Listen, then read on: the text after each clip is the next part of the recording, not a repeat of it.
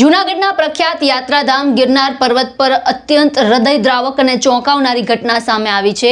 ખેડા જિલ્લાના મહેમદાબાદ તાલુકાના મોડજ ગામથી ગિરનારની યાત્રાએ આવેલા પ્રવાસી પરિવારના 12 વર્ષના બાળક પર સિંહે અચાનક હુમલો કર્યો।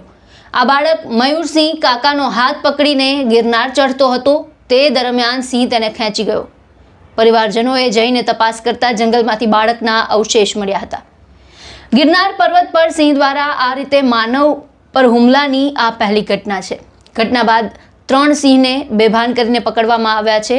તો આ વધતા હુમલાને લઈને વન રાજ્યમંત્રી પ્રવીણ માળીએ નિવેદન આપ્યું છે, જેમાં તેમણે વાઇલ્ડ લાઇફ ઇન્સ્ટિટ્યૂટ ઓફ ઇન્ડિયાને સિંહના માનવ પર હુમલાનો અભ્યાસ કરવાનું કહ્યું છે અને સિંહોની પ્રકૃતિમાં બદલાવ અંગે અભ્યાસ કરવાની પણ વાત કરી છે। શું કહ્યું છે તેમણે સાંભળો। આજે ગિરનાર પર્વત ઉપરથી એક દુઃખદ ઘટના સામે આવી છે।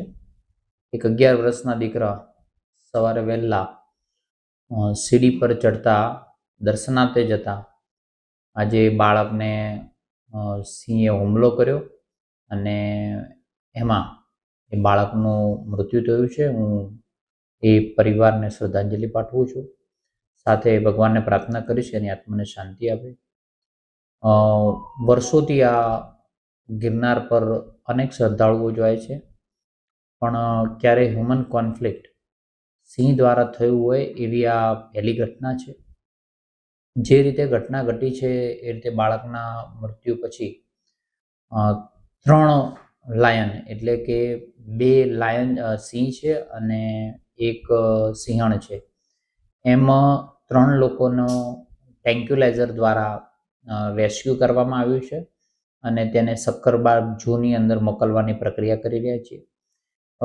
વાઇલ્ડ લાઇફ ઇન્સ્ટિટ્યૂટ ઓફ ઇન્ડિયાને પણ આ બાબતે અમે વિશેષ રીતે જે રીતે હમણાંથી થોડા દિવસોની અંદર હ્યુમન કોન્ફ્લિક્ટ વધ્યા છે એનું રિસર્ચ કરવા માટે પણ વિનંતી કરેલી છે કે જેથી કરીને કેવા પ્રકારના સિંહોમાં બદલાવ થઈ રહ્યા છે અથવા એની પોતાની પ્રકૃતિમાં શું ચેન્જ આવે છે, જેથી કરીને હ્યુમન કોન્ફ્લિક્ટ ઓછા થાય એના માટેનું સ્ટડી કરવા માટેની પણ વિનંતી કરેલી છે। આ હાલ તત્કાલ પ્રભાવથી આ યાત્રાને સ્થગિત કરેલી છે અને આવનારા સમયની અંદર આ હ્યુમન કોન્ફ્લિક્ટ ન થાય એ માટેના જે પગલાં લેવા પડે એ જરૂરી પગલાં પણ લેવા માટે સૂચનાઓ આપેલી છે।